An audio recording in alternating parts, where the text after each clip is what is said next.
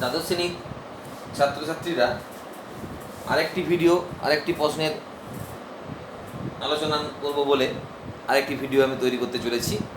তোমরা ভালোভাবে লক্ষ্য করবে, ভালোভাবে শেখার চেষ্টা করবে। প্রশ্ন লিখে রেখেছি, উপকূলের শ্রেণী বিভাগ কর। আমার প্রথমেই বলা দরকার যে স্থলভাগ এবং সমুদ্র ও মহাদেশীয় মহাসাগরীয় অঞ্চলের যে মিলন, মানে মহাসাগরীয় অঞ্চলের যে সন্নিকটে যে মহাদেশীয় অংশ থাকে, যেখানে সমুদ্রবায়ুর প্রভাব যতদূর পর্যন্ত প্রবেশ করতে পারে, সেই স্থলভাগের সেই বিস্তীর্ণ অংশকে বলে উপকূল। আমরা প্রথমেই উপকূল কাকে বলে আমরা যদি লিখি না তাহলে খুব ভালো হয়। ইন্ট্রোডাকশন তো লিখতে হবে।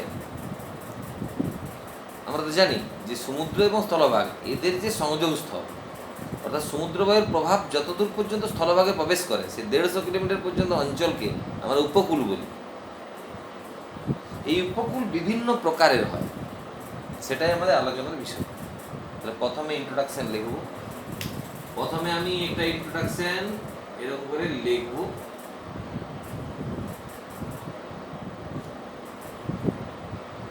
তারপরে বলবো প্রকৃতি ও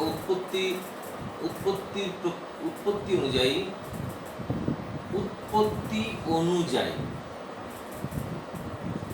উপকূল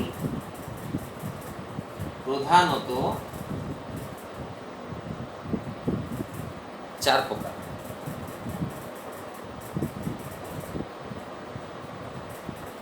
যথা 4টা প্রকার: উত্থিত উপকূল,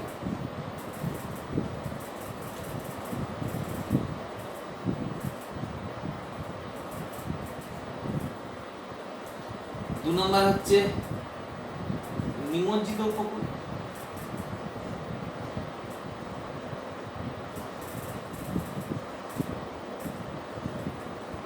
তিন নম্বর হচ্ছে যৌগিক উপকূল,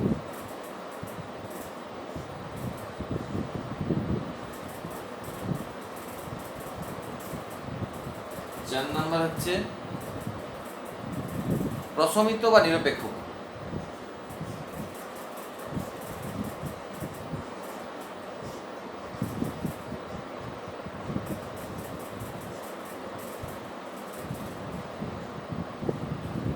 প্রথমে আমার যেটা বলার,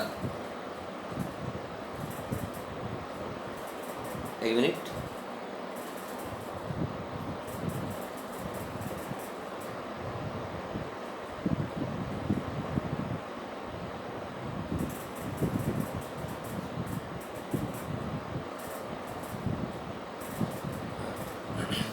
প্রথমে আমার যেটা বলার সেটা হলো এর সম্পর্কে প্রাইমারি ধারণা। তাহলে আমি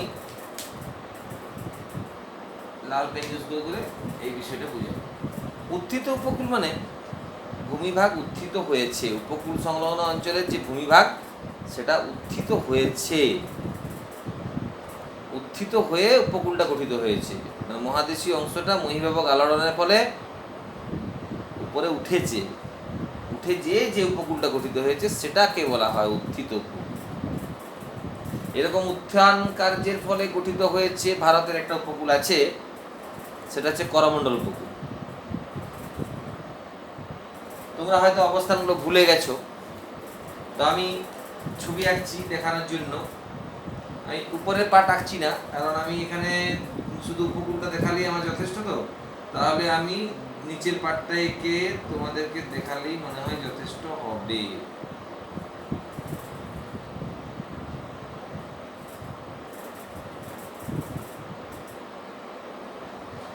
আমি কিন্তু দেখো ইন্ডিয়ার নিচের অংশটা এঁকেছি উপকূলগুলো দেখানোর জন্য। আমি তোমাদেরকে মার্ক করে দিচ্ছি যে করমণ্ডল উপকূল কোনটা। এটা হলো করমণ্ডল উপকূল।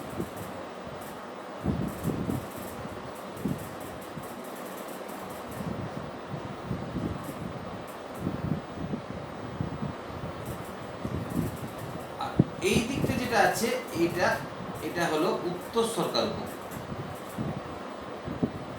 এটাকে আমি অন্য চিহ্ন দিলাম। এটা নিয়ে আমি একটা আলোচনাতে যাব, আগের থেকে বলে রাখি। উত্তর সরকার উপকূল। আর এখানে যে উপকূলটা আমি মার্ক করছি এটা হলো মালাবার উপকূল।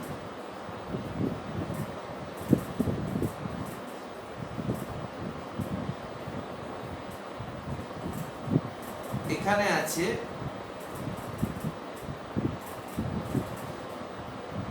কর্ণাটক উপকূল।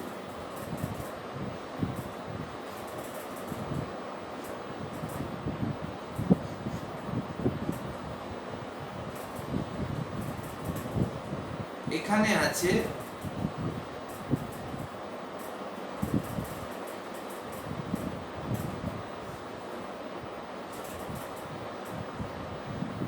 কোঙ্কণ উপকূল। কোঙ্কণ কয়কার ময়ক কোঙ্কণ উপকূল।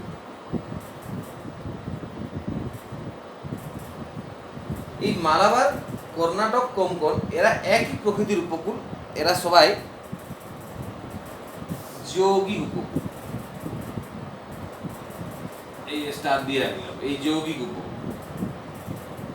তাহলে উত্থিত উপকূল মানে উত্থান কার্য, অর্থাৎ মহীভাবক আলোড়নের ফলে ভূমিভাগ উঠে যে উপকূল গঠিত হয়েছে তাকে বলা হয়। অর্থাৎ যে অঞ্চলে উপকূল, কোনো উপকূলে যদি দেখা যায় যে মহীভাবক আলোড়নের ফলে এই জায়গায় উপকূলটা বেশি উত্থিত হয়েছে, সমুদ্রপৃষ্ঠ থেকে উপরে উঠে এসেছে, সেই উপকূলটাকে বলা হয় উত্থিত উপকূল। এটা সাধারণত বেশি ভগ্ন হয় না, একটু সরল হয়। তা উদাহরণ হিসেবে করমণ্ডল উপকূলে আমি লিখে দেব। নিমজ্জিত উপকূলের কিন্তু মারাত্মক আলোচনা আছে, কিন্তু একটা প্রাইমারি লাইনটা বলে দিই, তারপরে নিমজ্জিত উপকূলের মারাত্মক আলোচনাটাতে পরে যাব। এখন আমি এটা ডবল টিক মার্ক দিয়ে আমি তোমাকে এটার সম্বন্ধে এটা বলার চেষ্টা করছি। নিমজ্জিত উপকূল মানে এখানে স্থলভাগ, মানে স্থলভাগটা বসে যেয়ে হয়েছে, উপকূল অঞ্চলের যে স্থলভাগ সেটা নিচে বসে গেছে এই অনুযায়ী হয়েছে, বা ডুবে গেছে এই অনুযায়ী হয়েছে। তাহলে নিচে বসে গেছে, সেটা বসে যেও নিমজ্জিত হতে পারে। আবার যদি সমুদ্রের মহাদেশীয় ওই যে হিমবাহগুলো যদি বেশি গলে, তাহলে সমুদ্রের জলের লেভেল যেটা সেটা একটু উপরে উঠে আসবে। তাহলে কিছুটা উপরে উঠে এলে তখন ওই উপকূলটা তোমার হয়ে যাবে, ডুবে যাবে, নিমজ্জিত হয়ে যাবে। তাহলে জলটা যদি একটু বেড়ে যায় তাহলেও নিমজ্জন ঘটে, আবার যদি স্থলভাগটা নিচে বসে যায় তাহলেও নিমজ্জন ঘটে। এরকম নিমজ্জনের ফলে গঠিত উপকূলকে বলে নিমজ্জিত উপকূল। এই যে এই দিকটাতে আমি পশ্চিম উপকূল, এখানে কি নিমজ্জন হয়নি? হয়েছে। কিন্তু তাহলে এটাকে আমি নিমজ্জিত উপকূল বলছি না কেন, এটা যৌগিক উপকূল বলছি কেন? তার মানে যৌগিক উপকূলের সংজ্ঞাটা আমাদের জানা দরকার। যে উপকূলে বারবার উত্থান ও নিমজ্জন হয়েছে এবং উত্থান নিমজ্জনের চিহ্নগুলি বোঝা যায়, সেই ধরনের উপকূলকে বলা হয় যৌগিক উপকূল। উত্থানও হয়েছে, নিমজ্জনও হয়েছে, তাই যৌগিকের মধ্যে এরা পড়ছে সবাই। উত্থিতের মধ্যে করমণ্ডল উপকূল পড়ে যাচ্ছে। তাহলে উত্তর সরকার উপকূলটাতে কি রয়েছে? এটা প্রশমিত, উত্থান নিমজ্জন কিছুই হয়নি, সেরকম যদি থাকে তাহলে সেক্ষেত্রে তাকে প্রশমিত উপকূল বলে। যদি উত্থান নিমজ্জন কিছুই হয়নি এরকম যদি কোনো উপকূল থাকে তখন তাকে প্রশমিত বলা যাবে। বুঝতে পেরেছো? এখানে না আমি নদী আঁকছি, তোমরা বুঝতে পারবে।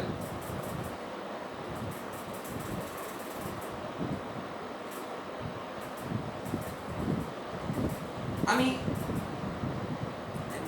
মুছে দিই নদীটা একটু অন্যভাবে আঁকি।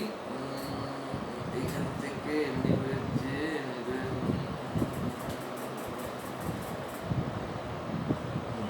এটা গোদাবরী, দক্ষিণ ভারতের যেটাকে গঙ্গা বলে দৈর্ঘ্যের বিচারে, সেই গোদাবরীকে আমি আঁকলাম।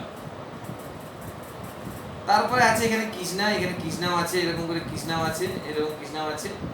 আঁকাটা এরকম, গোদাবরীটাকে আমি এমনি করে ছেড়ে দাও, কৃষ্ণাকে এরকম করে রেখে দাও, এরকম করে রেখে দাও কৃষ্ণাকে, এরকম কৃষ্ণ।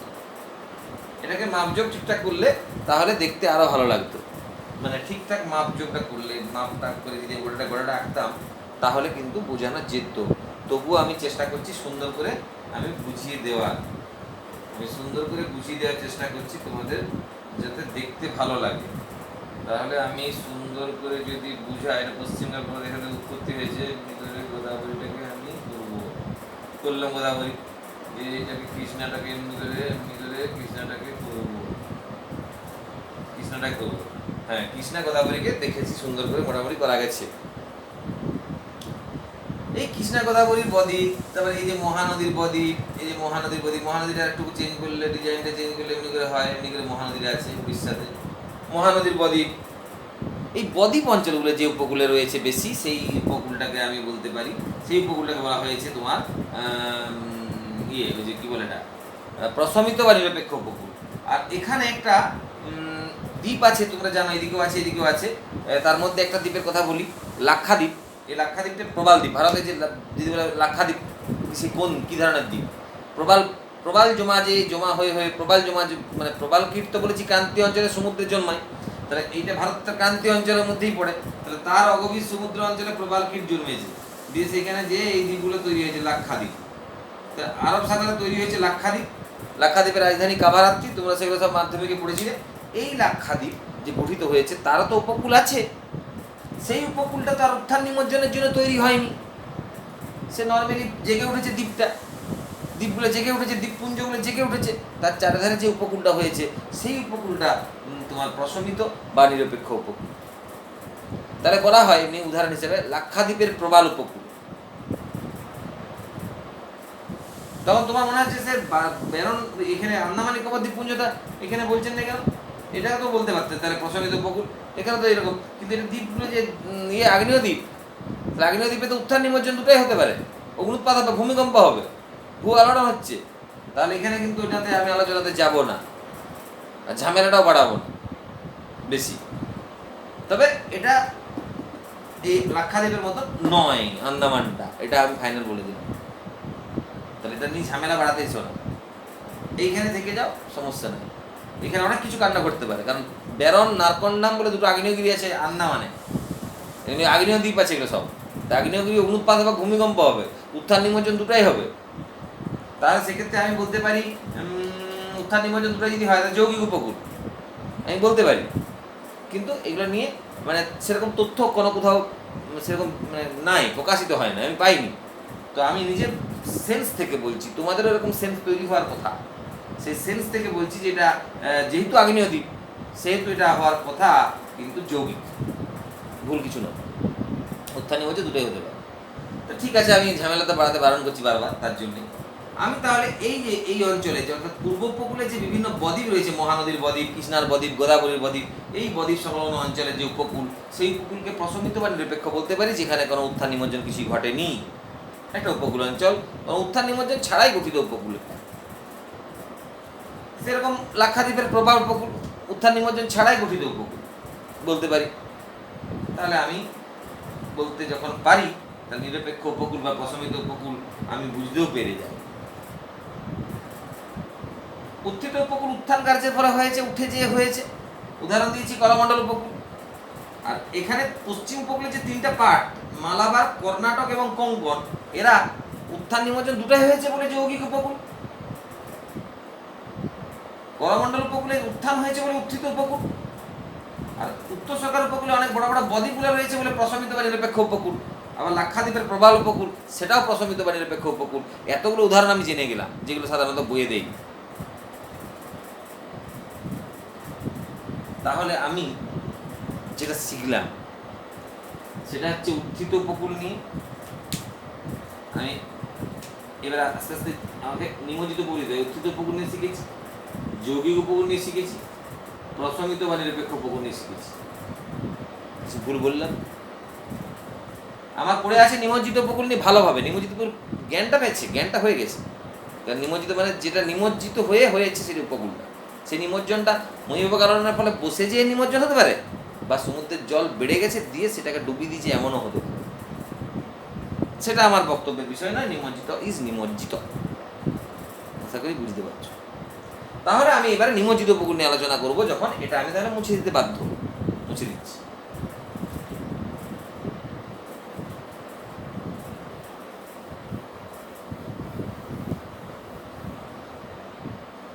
এটা এখন থাক, যদি ডিস্টার্ব না করে তারপর দেখছি। নিমজ্জিত উপকূলে তিনটা, নিমজ্জিত কাকে বলে লিখলে দিয়ে তিনটা ভাগ। এক, এই ক খ গ করছি, ক রিয়া উপকূল,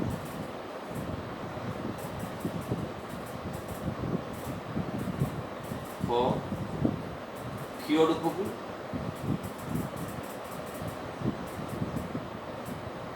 আর গ ডালমেশিয়ান উপকূল।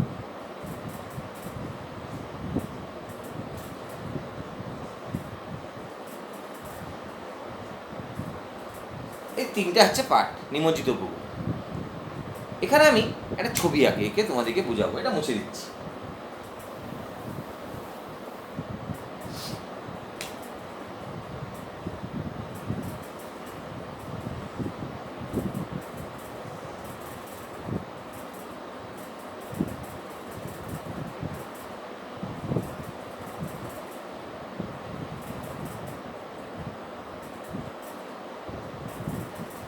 ছবি আঁকলাম, এখানে একটা নদী নেমে চলে এসে এখানে পড়েছে। নদীটাকে আমি লাল পেন দিয়ে আঁকি, তোমাদের নজরে আসে না। এখানে এরকম একটা নদী পড়েছে, এরকম একটা নদী এখানে পড়েছে। আর উপকূল রেখা যদি তোমাদেরকে দেখাতে বলে না, মানে অ্যাকচুয়ালি উপকূল রেখা বলতে এই ধারে ধারে হাতটা যাচ্ছে না আমার, এই যাচ্ছে, পেনটা কালো পেনটা দিয়ে বুলি বুলি যাচ্ছে, উপকূল রেখা দেখাচ্ছি।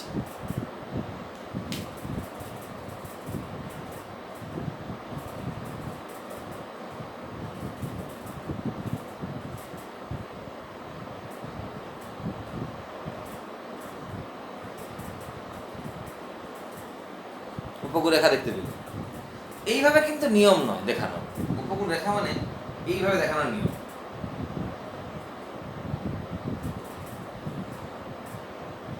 এখানে লিখতে হবে উপকূল রেখা।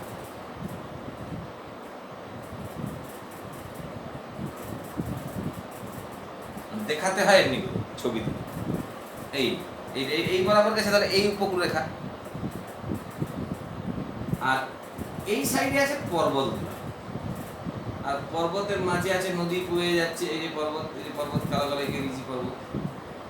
তাহলে পর্বতের আমরা তো জানি যে এমনি এমনি করে যদি পর্বত থাকে, এমনি পাশ দিয়ে নদী বয়ে আসে, এমনি পর্বত থাকে জানি তো নদী বয়ে আসে।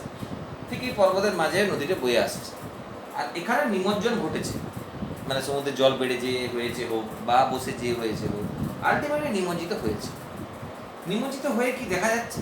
আর দেখবে নদী মোহনা, দেখবে তোমরা মাধ্যমিকে পড়েছিলে খাড়ি, খাড়ি নদী যখন সেই মোহনাঞ্চলে পড়ে তখন সেখানে ফানেল আকৃতিটা হয় না, সে বদ্বীপ পড়েছিল না, বদ্বীপ সৃষ্টিটা ফানেল আকৃতি হয়, যখন প্রসারিত হয়ে যায় তখন ওখানে জমা হয়, এরকম পড়েছিলে। ফানেল আকৃতি নদী মোহনাকে খাড়ি বলে। হ্যাঁ, ফানেল আকৃতি মোহন দেখতে দেখো, ফানেল আকৃতি মোহন আমি করেওছি ছবি।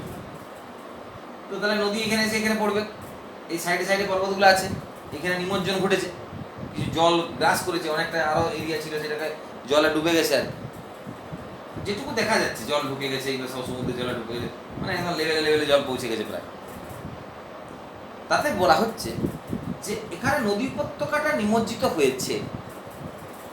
আর নদীর মোহনা ফানেল আকৃতির হয়, তাহলে সে যদি নিমজ্জিত হয়েছে তাহলে সেটাও আকৃতির সে ফানেলের মতনই। আর নিমজ্জিত নদী উপত্যকা, রিয়া কথাটার মানে, রিয়া একটা স্পেনীয় শব্দ যার অর্থ নদী উপত্যকার নিমজ্জিত অংশ, আর দেখতে এটা ফানেল আকৃতির মতো। কিন্তু তোমাকে যদি জিজ্ঞাসা করা হয় এখানে নদী উপত্যকা বলি বা শৈলশিরা বলি, যারা নিমজ্জিত হয়েছে, বসে যে হোক, জল উঠে যে হোক, ওইখানটা বসে যে হোক, যারা নিমজ্জিত হয়েছে, সেই নিমজ্জিত নদী উপত্যকা এবং উপকূল রেখা কেমনভাবে অবস্থান করেছে, এটা উপকূল রেখা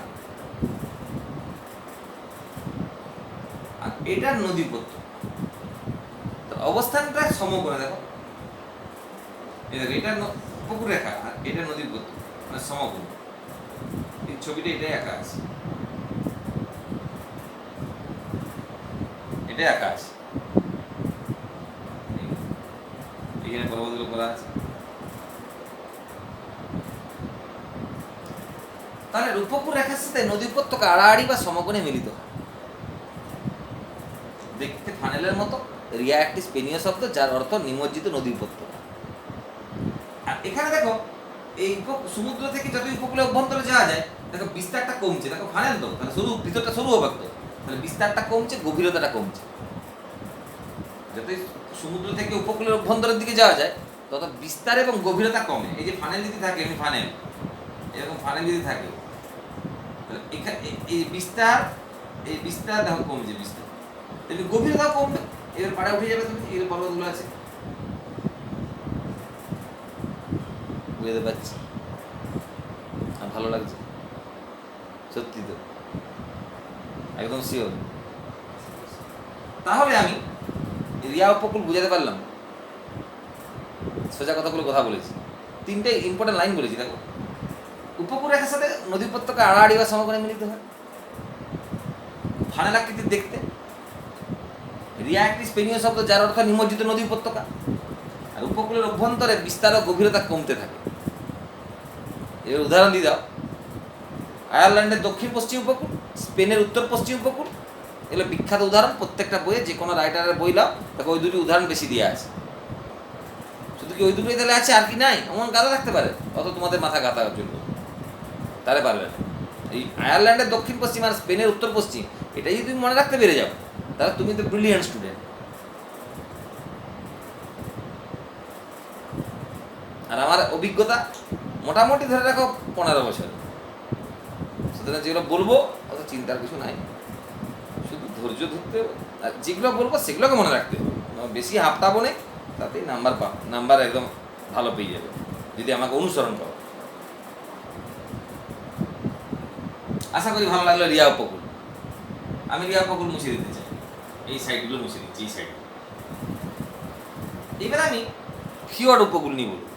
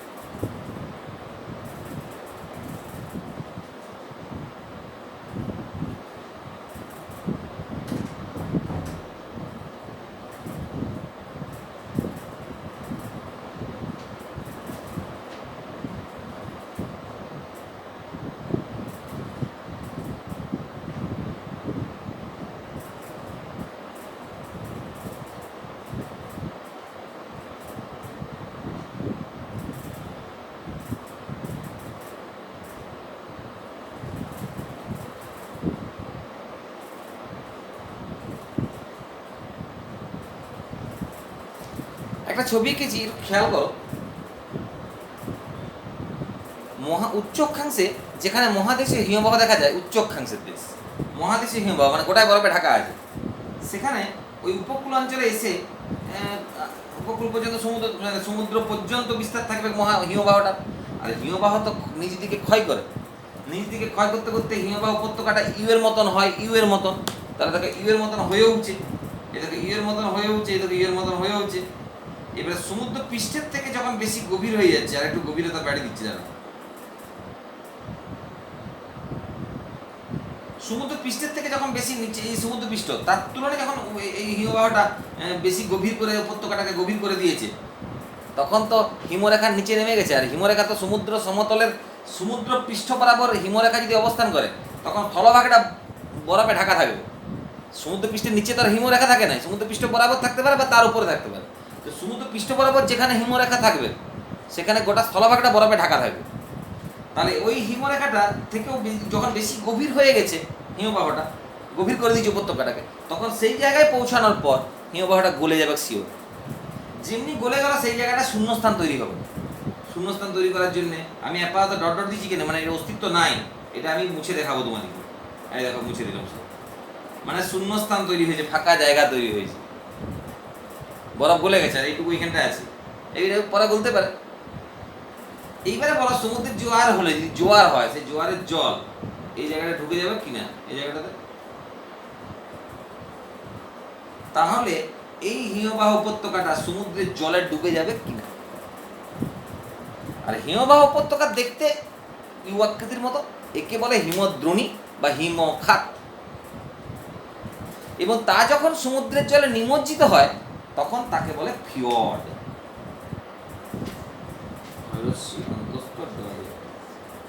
এটা নরওয়ে শব্দ fjord, Ford, FJORD, FJORD, Ford থেকে এসেছে, যে উচ্চারণটা নাই, যার অর্থ মানে মানে ওই নিমজ্জিত, কি বলবো, হিমবাহ উপত্যকা, নিমজ্জিত উপত্যকা, নিমজ্জিত হিমবাহ উপত্যকা, এরকম কিছু একটা অর্থ আছে। তো তথ্য সব পেয়ে যাবে, যার অর্থ নরওয়ে শব্দ থেকে উৎপত্তি। তাহলে বলছে হিমবাহ উপত্যকা যদি সমুদ্রের জলে নিমজ্জিত হয় তখন তাকে বলে ফিয়র্ড, উপকূল। আর যদি এরকম উপকূল কোনো অঞ্চলে বেশি থাকে, মানে ফিয়র্ড যদি বেশি থাকে কোনো উপকূলে, যদি ফিয়র্ড যদি বেশি থাকে তখন তাকে বলা হয় ফিয়র্ড উপকূল। বুঝে গেলে? আর ফিয়র্ডের আকৃতি যদি ছোট ছোট হয় তখন তাকে ফিয়ার্ড বলে, ফিয়ার্ড, ফিয়ার্ড। তাহলে ফিয়র্ড যদি ছোট হয় তাকে ফিয়ার্ড বলে। এরকম ফিয়ার্ড বেশি দেখা যায় সুইডেন, ডেনমার্ক, এইসব জায়গায় দেখা যায়। ডেনমার্ককে ফিয়ার্ডের দেশ বলে, কোনো কোনো বইয়ে সুইডেনও লেখা থাকতে পারে, ওগুলো নিয়ে কিছু এসে যায় না। সুইডেন ডেনমার্ক দুটাই থাকতে পারে, তোমাদের টেক্সট বইটা ফলো করবে, সুইডেন ডেনমার্ক যেটা দেওয়া আছে সেটাকে গুরুত্ব দিয়ে চলবে, কোনোটাতে ভুল হবে। ডেনমার্ককে ফিয়ার্ডের দেশ বলে, আর নরওয়েকে ফিয়র্ডের দেশ বলে, নরওয়ে। এখানে একটা তোমার ওই গভীরতম ফিয়র্ড আছে, সজনে ফিয়র্ড, নরওয়ের সজনে ফিয়র্ড, পৃথিবীর গভীরতম ফিয়র্ড। আর গ্রিনল্যান্ডের নরবেন ফোর বলে একটা ফিয়র্ড আছে, যেটা হচ্ছে তোমার নরবেন ফোর, যেটা হচ্ছে বিস্তৃততম, দীর্ঘতম, অনেক লম্বা ফিয়র্ড, গ্রিনল্যান্ডে আছে নরবেন ফোর। আর গভীরতম যদি বলে নরওয়ের সজনে ফিয়র্ড। আর নরওয়ের উপকূলে এমনি অনেক ফিয়র্ড আছে, তার জন্য নরওয়ের উপকূলটা ফিয়র্ড উপকূলের আদর্শ উদাহরণ। আর নরওয়েকে ফিয়র্ডের দেশ বলে, the land of fjord Norway, the land of feared Denmark. তাহলে ফিয়র্ড কাকে বলে? হিমবাহ উপত্যকা, মহাদেশীয় হিমবাহ দ্বারা গঠিত অঞ্চলে যে উপত্যকা তৈরি হয়, সেই মহাদেশীয় হিমবাহ উপত্যকাটা যখন সমুদ্র জলে নিমজ্জিত হয়ে যায়, অর্থাৎ যখন সেই হিমরেখার নিচে অনেকটা নেমে যায়, মহাদেশীয় অঞ্চলে যে মহাদেশীয় হিমবাহ যখন গভীরতা তার উপত্যকাটাকে অনেক বেশি গভীর করে এবং হিমরেখার নিচে যখন নেমে যায় তখন তা গলে যায়, এবং গলে গেলে সেই জায়গায় বরফটা গলে গেলে সেই জায়গাতে বরফ গলা জল এবং সমুদ্রের জল প্রবেশ করে এবং ওই হিমবাহ উপত্যকাটাকে সমুদ্রের জলে হিমবাহ উপত্যকা নিমজ্জিত হয়ে যায়। নিমজ্জিত হিমবাহ উপত্যকাকে বলে ফিয়র্ড। এটা একটা নরওয়ে শব্দ, ফোর্ড থেকে এসেছে, যার অর্থ নিমজ্জিত হিমবাহ উপত্যকা। আর এরকম যদি কোনো উপকূল অঞ্চলে যদি ফিয়র্ড বেশি থাকে তখন সেই উপকূলকে ফিয়র্ড উপকূল বলে। আর ফিয়র্ড যদি ছোট হয় তাকে ফিয়ার্ড বলে। আর ফিয়ার্ড ডেনমার্ক এবং সুইডেনে ফিয়ার্ডের সংখ্যাটা বেশি, তাই ডেনমার্ককে ফিয়ার্ডের দেশ বলে, নরওয়েকে ফিয়র্ডের দেশ বলে। নরওয়ে সজনে ফিয়র্ড গভীরতম ফিয়র্ড, গ্রিনল্যান্ডের নরবেন ফোর বিস্তৃততম ফিয়র্ড। এত শব্দ। এরপরে আমি চলে আসবো ডালমেশিয়ান।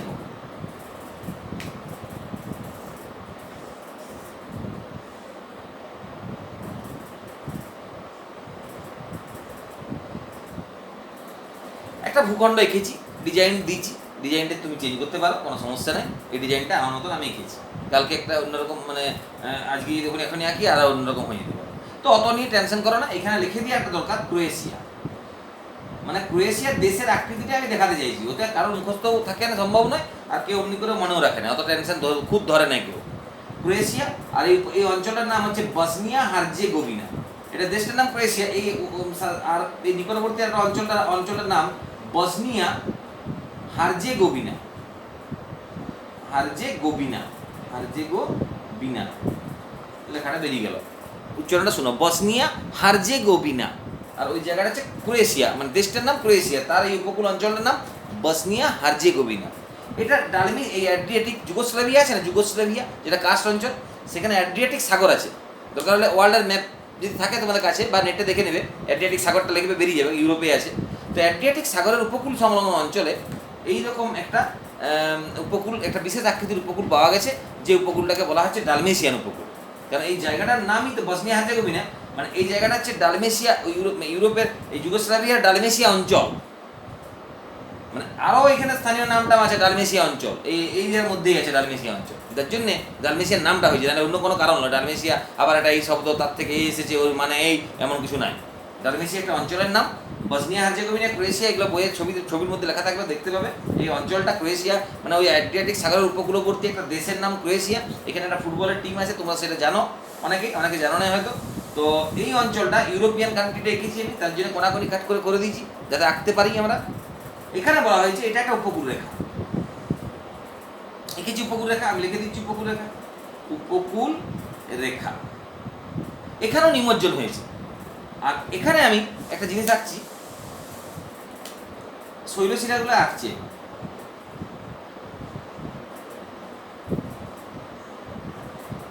লাল পেন দিয়ে শৈলশিলাগুলো দেখালাম, মানে এগুলো ডুবে আছে, চূড়াগুলো দেখতে পাওয়া যাচ্ছে দ্বীপের মতন জেগে আছে, চূড়াগুলো দেখতে পাওয়া যাচ্ছে দ্বীপের মতন জেগে আছে একদম, কিন্তু উপকূল রেখার সাথে সমান্তরালে আছে। আর এইরকম বিশেষ আকৃতির উপকূলকে বলা হয় তোমার ডালমেশিয়ান উপকূল, কারণ যুগোস্লাভিয়ার অ্যাড্রিয়াটিক সাগরের ডালমেশিয়া অঞ্চলে এই ধরনের উপকূল দেখা যায়। শৈলশিলাগুলি এমনভাবে নিমজ্জিত। আর অসংখ্য খাঁজ ভগ্ন উপকূল, এরকম বলতে পারি, উপকূল ভগ্ন হয়, অসংখ্য খাঁজ বিশিষ্ট হয়, এবং তোমার বিভিন্ন অঞ্চলে গভীরতার তারতম্য হয়, এবং শৈলশিলাগুলি নিমজ্জিত থাকে, তাদের চূড়াগুলিকে দেখা যায় দ্বীপের মতন তারা জেগে থাকে, এমনি করে বলতে পারি। আমরা বলবো ডালমেশিয়ান উপকূল নিয়ে। তাহলে ডালমেশিয়ান উপকূল এমনি যদি অন্য কোথাও দেখা যায়, তখন সেই উপকূলটাকে ডালমেশিয়ান উপকূল বলা হবে, পৃথিবীতে যেখানে থাকবে। কারণ ডালমেশিয়া অঞ্চলে কোথায়? যুগোস্লাভিয়ার অ্যাড্রিয়াটিক সাগরের উপকূলবর্তী ডালমেশিয়া অঞ্চল। এই অঞ্চলটা কোন দেশের? ক্রোয়েশিয়া। ক্রোয়েশিয়ার আবার পার্শ্ববর্তী একটা অঞ্চলের নাম লেখা আছে বসনিয়া হার্জেগোভিনা। মানে এত সব লিখে দিলে কি হয়, মানে আমি পৌঁছে যাচ্ছি, লিখে পৌঁছে যাচ্ছি, এরকম আর কি, এরকমভাবেও হয়, বুঝলে? অনেক সময় ছবি সঠিকভাবে না এঁকে অনেক সময় লিখে পৌঁছানো যায়। যেমন কেউ একটা এরকম ধর ছবি এঁকে দিচ্ছে, ভারত লিখে দিল, ভারতের ডিজাইন হোক না হোক, এটা আরব সাগর হোক, এটা বঙ্গোপসাগর, মোটামুটি যদি ভারত লিখে দিবি, সে লিখেও পৌঁছানো যায় কোনো সময়, অত ডিজাইনের সঙ্গে নাও ধরা হয় না। আর আশা করি বুঝতে পারছো। তাহলে ডালমেশিয়া